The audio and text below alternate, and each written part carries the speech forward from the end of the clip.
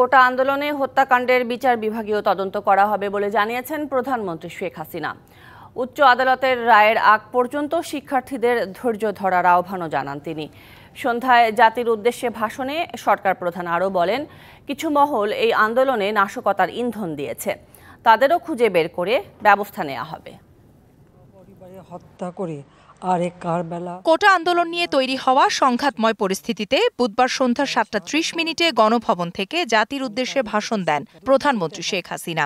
বাংলাদেশের মানুষ যখন একটু স্বস্তি শান্তিতে ফিরে, যখন তাদের মাঝে এমন কোনো ঘটনা ঘটে যা অত্যন্ত বেদনাদায়ক, এই আন্দোলনের শুরু থেকেই সরকার যথেষ্ট ধৈর্য ও সহনশীলতা প্রদর্শন করেছে। শুরুতেই সহিংস ঘটনায় মৃত্যুতে গভীর শোক প্রকাশ করেন সরকার প্রধান। নিহতদের পরিবারের প্রতি সমবেদনা জানিয়ে আশ্বাস দেন পাশে থাকার। যারা মৃত্যুবরণ করেছে তাদের আত্মার মাগফিরাত কামনা করছি। পরিবারের সদস্যদের প্রতি গভীর সমবেদনা জানাচ্ছি। আমি প্রতিটি হত্যাকাণ্ডের নিন্দা জানাই।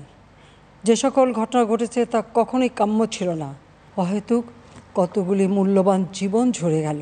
যারা হত্যাকাণ্ডের শিকার হয়েছে তাদের পরিবারের জন্য জীবন জীবিকা নির্বাহের ক্ষেত্রে যে সহযোগিতা দরকার তা আমি করব। কোটা আন্দোলনে হত্যাকাণ্ডের বিচার বিভাগীয় তদন্তের কথা বলেন প্রধানমন্ত্রী। আমি বিশ্বাস করি যারা কোটা সংস্কার আন্দোলনে জড়িত তাদের সাথে এই সকল সন্ত্রাসীদের কোনো সম্পর্ক নেই, বরং সন্ত্রাসীরা এদের মধ্যে ঢুকে সংঘাত ও নৈরাজ্যকর পরিস্থিতির সৃষ্টি করছে।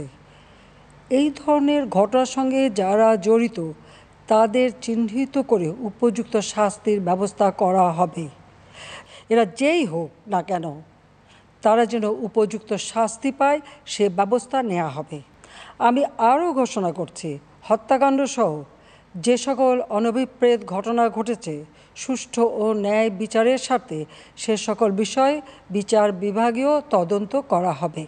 আন্দোলনরত শিক্ষার্থীদের উচ্চ আদালতের রায়ের আগ পর্যন্ত ধৈর্য ধরার আহ্বান জানান প্রধানমন্ত্রী শেখ হাসিনা। সরকার হাইকোর্টের রায়ের বিরুদ্ধে সর্বোচ্চ আদালতে আপিল করেছে। আপিল আদালতে শুনানির দিন ধার্য করা হয়েছে। আদালত শিক্ষার্থীদের কোনো বক্তব্য থাকলে তা শোনার সুযোগ সৃষ্টি করে দিয়েছে। এই আইনি প্রক্রিয়ার মাধ্যমে সমস্যা সমাধানের সুযোগ রয়েছে। এই আইন প্রক্রিয়া সমাধানের সুযোগ থাকা সত্ত্বেও রাস্তায় আন্দোলনে নেমে দুষ্কৃতিকারীদের সংঘাতের সুযোগ করে দেবেন না।